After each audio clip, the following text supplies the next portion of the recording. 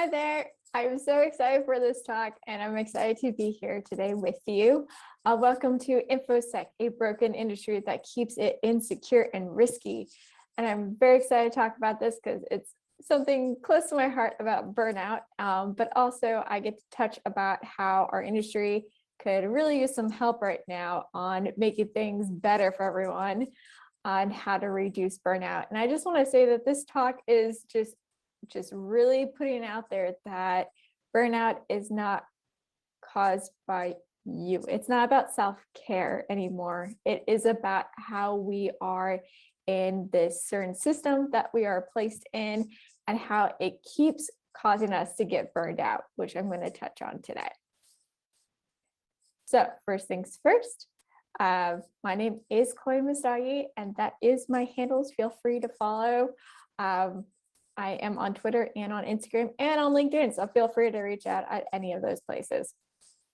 I am also the co-founder of We Open Tech and Hacking is Not a Crime, also the co-owner of Open Tech Pledge, and I'm a growth strategy consultant and career consultant as well in information security, but also for tech-wide related. I also provide an advice column for Security Boulevard every week called Ask Chloe, and I am the host of the Change Making podcast on ITSP magazine. If there's anything else you want to know about me, feel free to check me out at standoutintech.com. Now let's get into the real reason why you're here today. I just want to say that you may be here right now. Let's be honest with one another. The pandemic, there was no guide on how to survive it, and we're still in a pandemic, and we are on a fine line of just being okay and not being okay. And we've been dealing with burnout even before the pandemic within our industry. So that's why it's important for us to talk about this, because even if when the pandemic is over, we still have to address this. With burnout, we do place ourselves and organization at a security risk. We're more likely to click on a link because we're not 100% who we are, because we are not a full, completely charged battery in a sense. So we're going to make a lot more mistakes. We may not even patch correctly. We may be overwhelmed of what is needed to be patched. But also, let's be real. Sometimes us being in security, people see us as kind of like robots and not humans. And this is one of the things is that within security itself, we're expected to work 24/7 and always be at the edge of our seat 24/7, because that is what's expected of us, is to work all hours and be expected to be on calls at all hours, because security is 24/7. So at the end of the day is, how do you even balance a personal life and work life? Because the reality is that if we're not balancing our work and personal life, that's when we start having burnout, because that balance is gone. So you may even see signs of it, such as like you've noticed changes with your colleagues, even with yourself. They may be withdrawn or fast to become angry and sad. You might see delay in responses or projects, and this could be seen remote too. You don't have to actually be in person to know if someone's burned out or not. But this is the thing is to understand is that since we've been remote, and also since we've been working from home in the pandemic, the thing is that it's incredibly hard to put a line in the sand saying, this is my work time, this is my personal time, and putting boundaries down, because it's almost impossible in the past to have boundaries when you work in security. But the thing is that I think at this point, we are starting to realize if we don't put down boundaries, or we're not practicing more balancing of work and personal life, we end up getting burned out, and the effects can be really bad. And for those that aren't aware of how bad burnout can start forming and looking like, it used to be that it took a few minutes to respond to an email. Now it takes hours or days. You may feel exhausted and trapped. You might even feel empty. you may push yourself to like this breaking point, and it's almost impossible to come up with new ideas or new strategies. And then you start getting some aches here and there as well. You get overly anxious over events and deadlines. You can get angry or you can get sad very fast. And the other thing is that you may even not respond to your friends and family at a certain time, not because you're busy, it's because you're worried that that's going to be another task on top of everything. And that's when you start having this guilt that comes in. And when that guilt starts coming in, it's a reminding you that your personal life is now slipping, your work has become your life. And then when your life is your work, you start feeling underappreciated for everything that you have given up to be in that role or where you work. And then you get resentful at your work. Now, when you get resentful, this ends up being this change of hating and dreading going to your job. This is the moment that you do lose team members. So burnout is something very, very serious. And it's not just that, but also when we don't address burnout, this can happen to your body. You're going to feel exhausted. You're going to struggle to sleep. You'll start mimicking the same symptoms as anxiety and depression. You'll start noticing that you get sick more often.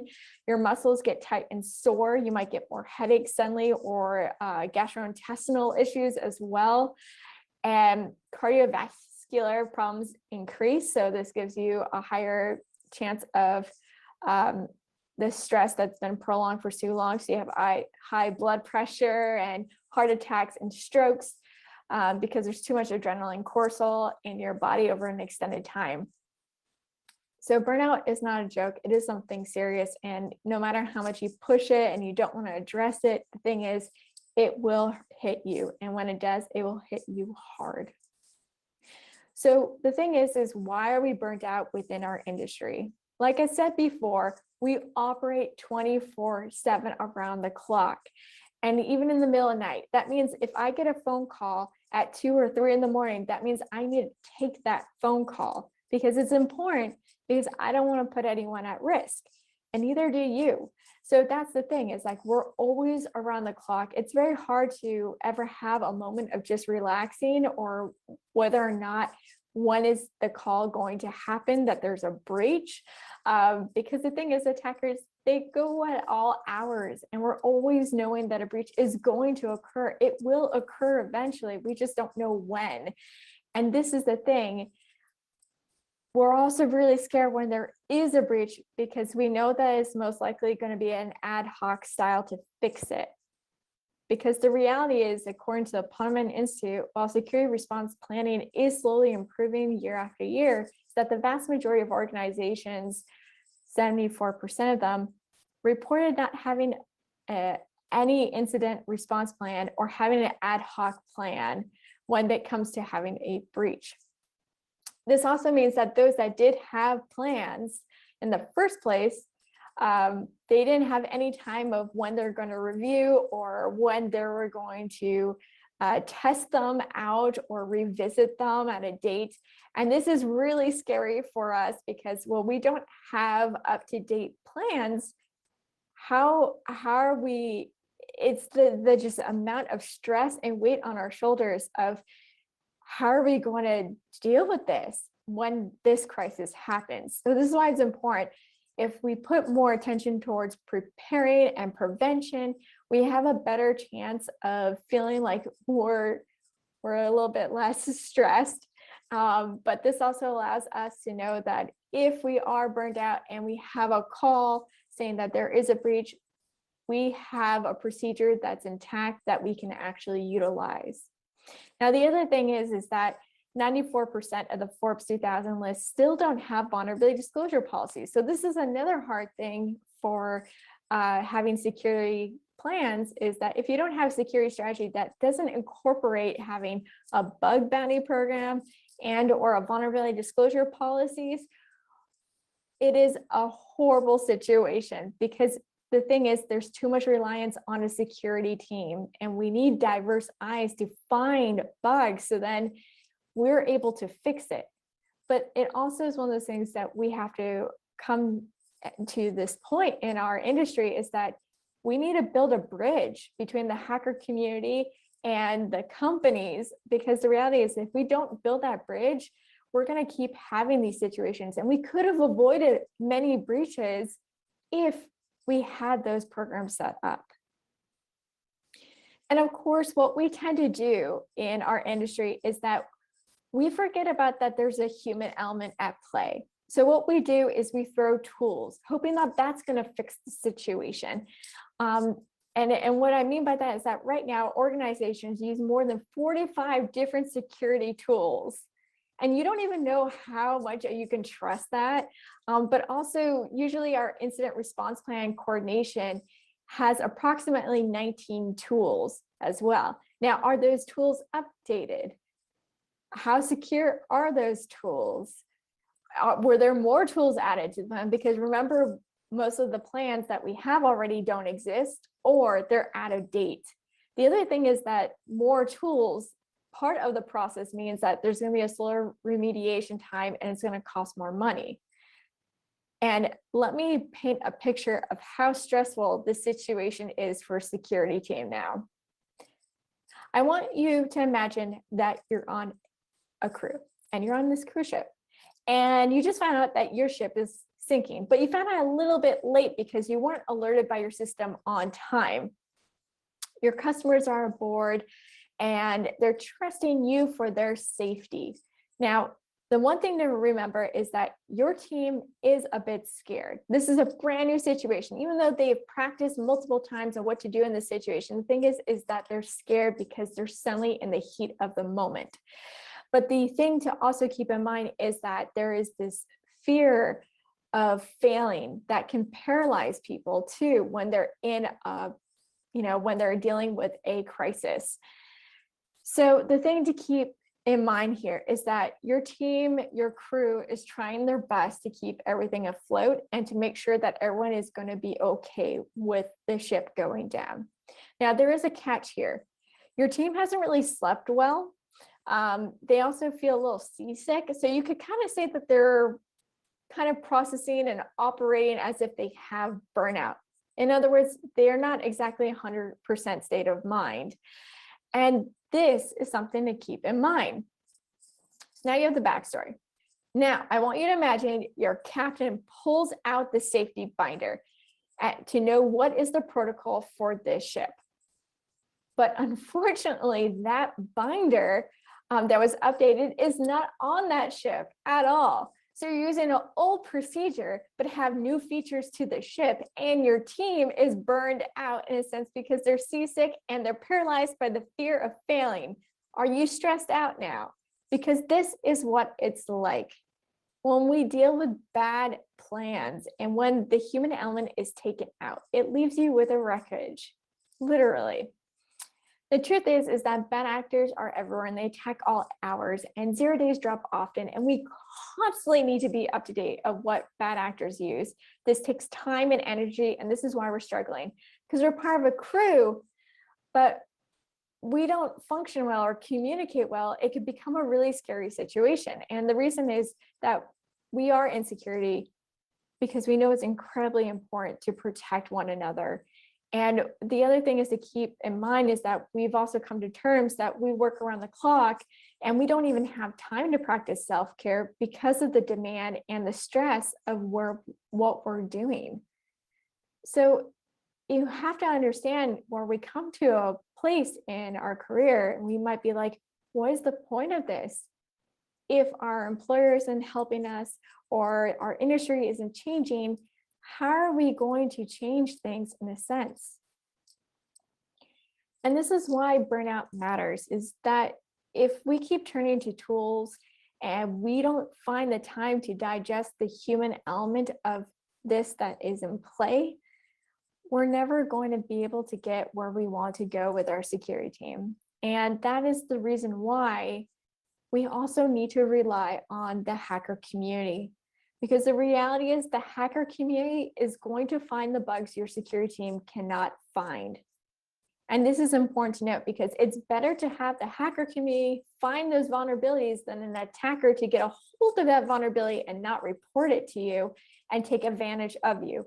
You don't want to breach, right? None of us want to breach. That's why we're in this in the first place. And that's why we have to understand something, which is we cannot overly rely on our security teams to find all the bugs, because the reality is that your team is most likely burned out at some point, or at least one person is going to be burned out on your team at all times. And so this is the thing is that we need to understand that having vulnerability disclosure policies and bug bounty programs are incredibly important to our strategy when it comes to security. But also, it allows us to partner with individuals that are trying to help us, in other words. Now, the thing I want to just say is that when you do have a bug bounty and vulnerability disclosure policies in place, it's so incredibly important that you have someone who can manage inquiries and delegate bugs and also can be on top of communicating. And this is why having a bug bounty program such as HackerOne, it's incredibly important to have that. It makes it easier for communicating, for finding and fixing those bugs faster than ever, which does keep you protected from attackers.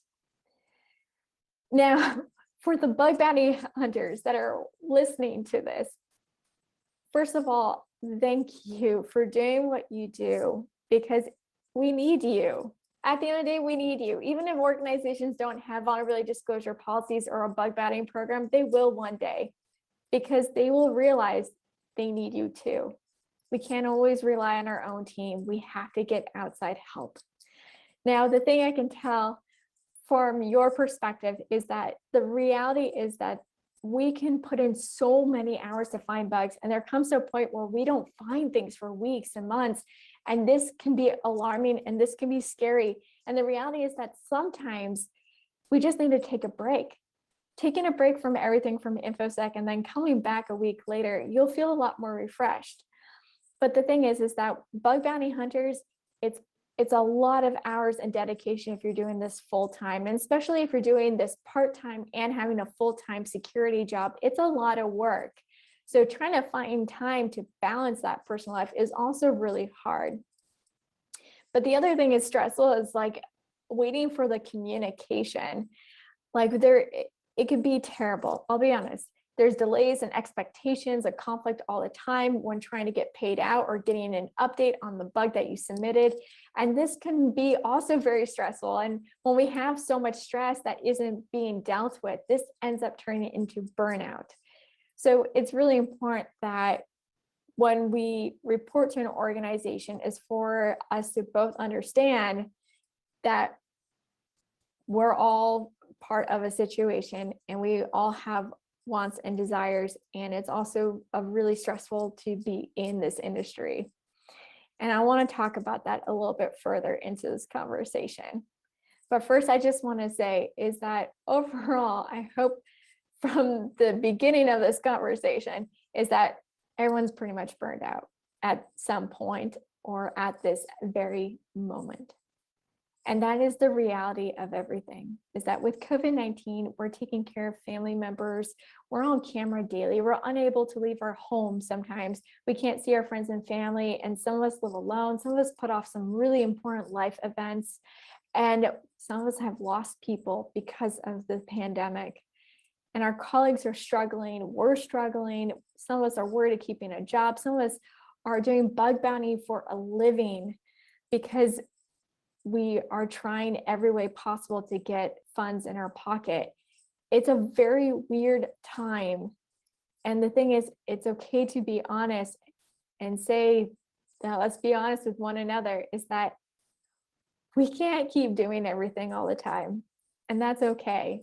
But the thing is that we have to figure this out as an industry of how to do something better, because the human element created security and runs on security, and we're all struggling right now to a certain extent. So let's change this problem and dive into 5 investments that we can do. So first things first, listen and take action together. Be strong, be kind, ask your team, what do they need? Don't just listen and then, not take actions. The thing is, we have to take actions. So listen to one another and try to get a good idea of what you can do to help out the situation. And because that is the reality of what's going on, is that even on security teams, we're not being able to communicate what is needed. It might be like, hey, we don't need this tool anymore. There's this other tool that does 3 things in one. It could also be about trying to get helping your CISO out to go to the board to push for vulnerability disclosure policies or to get funds to even invest in the security team. And that's the reality, is asking people around you, how can you help? Because the reality is that we kind of have to work together to kind of get out of this mess. And like I said, listening to one another and taking action is definitely important, but also planning together. So if you're on a security team, it's really important is to create strategies and revisit your security response plan, making sure that it's up to date. And also just keep on remembering that, if a tool is added or removed, that should be updated in your incident response plan. If there's a team member change, that should be updating your incident response plan. If there's an environment change, such as everyone's working from home now, that needs to be updating your incident response plan. It's so important that we have solid plans, because this does reduce the stress of when a breach occurs, that we have a game plan in a sense. You owe it to yourselves, you owe it to your team, your colleagues, your organization, even your customers. Now, the one thing I want to also say is that you also do have to practice certain self-care, which is if you're starting to feel burned out, it's time to take time off. That means take time off. That means not being on social media. That means getting off of your computer, your devices. That means taking a whole week off, because studies have shown if you want to deal with burnout and get rid of burnout, take a whole week off and don't do anything work related. It's really important. That's the only way that you can recover, believe it or not, is to do that and to make changes in your workplace or your home life. So just keep that in mind. And I know that it's very scary to take time off, because sometimes we're afraid if we take time off that our teammates are going to have to pick up our work, or we're going to be afraid that we're going to be coming back to a dumpster fire. So it's really important to understand is we need to take time off regardless, because even if you are not taking time off and you're burned out, chances are you're going to impact someone else or some other team or some other organization, because you're not able to properly do what you can do if you weren't burned out. Now, the other thing to keep in mind is that this also means reducing your meetings. If you have meetings, have one day off a week from meetings, so then we can play catch up in a sense. Now, the other thing I would say is investment number 4 is have a vulnerability disclosure policies and or a bug bounty program.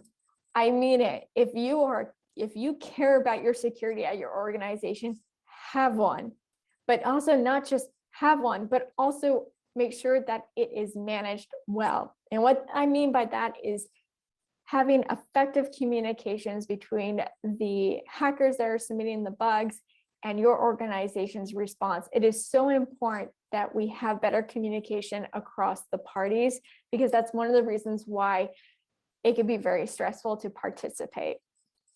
So it's really important is to just make sure that it's managed well, have it really structured well, and really try your best and get feedback from the hackers. So say like, how can we do better next time? Ask them. They love to respond and tell you about that. And also hackers, feel free to reach out to them and ask them, how can I do better next time? How can I improve my communication? Or how can I do better? And I think that's the one thing that we can always do is just ask, how can I do better? Now, I want to just take this moment here to just talk really quick on this one. Investment number 5 is be kind and respect boundaries. We have to just understand delays and expectations are in conflict all the time in bug bounty world, and also when we're reporting vulnerabilities. But it's really, really important is to understand to be kind to one another, because we don't know what the other person's going through. And it's really important that we need to start practicing empathy a little bit more, is to try to understand what their situation is like so we can understand one another. Because by having empathy, this also helps reduce our stress, but also this allows us to, in the end, kind of reduce that burnout here and there, or reduce the possibility of getting burned out. And what I mean by is, like, when it comes to submitting bugs and you're waiting to hear back, please don't harass them. What I mean by that is, don't contact them on their social media. That means don't DM them on their Twitter or LinkedIn or their Facebook or Instagram. What I mean by that is, understand that it is their job and they don't work 24/7 around the clock. They have boundaries. They work between 9 to 5 in a certain time zone, and that the weekends they don't want to work. And it's really understanding to understand this whole situation is, please respect boundaries. It is their job, but they also have a personal life outside of work, and respect that. So when you do have communication with them, what you can do is ask, when should I follow up? And I like this question quite a bit, because when they ask me that question, when should I follow up? I can give them an idea of, like, reach out in 2 weeks or reach out within 7 days. And this really helps the conversation, because then you just mark it in your calendar and then you write back to them on that day if you haven't heard back or an update. Other thing is that if you are basically following up with a hacker that has submitted a vulnerability, it's important to understand that for some, bug bounty and hunting is their income. So please understand, if they're like, hey, I haven't been paid out yet, understand that to them, getting paid is really important, because for some, it is their main income. And also, it doesn't matter. The thing is, if they've paid and you've accepted this bug, they need to get paid out. The other thing to keep in mind is that language and culture does play a role. We're all around the world. We're all different. So it's important to be kind in your responses, but also be as transparent as possible, but also to provide a time frame for them. This also helps with you when they try to come back and to follow up with some updates. So here's a quick slide of what you can do right now to reduce burnout. Is have set one-on-ones for 15 minutes with each employee if you're on a team. Make Monday or Fridays a no meeting day. Set up a meeting with your team to explore ways on how you can improve together.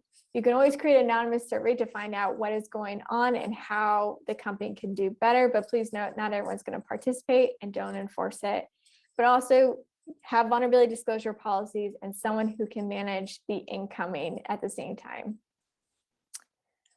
And last, remember, when we work together and listen to each other, magic does happen. And when we work together, making sure people get personal time off without the fear and take time away, we then become collaborative. But also acknowledging that when we collaborate, we also reduce the stressful items that hold us back from our team from thriving. And focusing on that balancing of work and personal life is something very important for everyone. And we need to support that. And also, we need to work with the hacker community. Bug bounty programs, vulnerability disclosure policies are incredibly important for reducing the stress on your teammates, because sometimes we need a little bit of help outside our security team. So overview, burnout does place you and your team at a huge risk. Collaborate to form strategies to improve the team. Start making plans and revisit security response plans. And promote self-care by being kind and respectful to boundaries, and also take some breaks. That's the only way you're going to heal from burnout. I just want to say thank you all so much for existing. Thank you for having me. It is a pleasure to be here. If you have any questions at all, feel free to ask. But until then, keep on hunting, and and please stay safe. Bye-bye.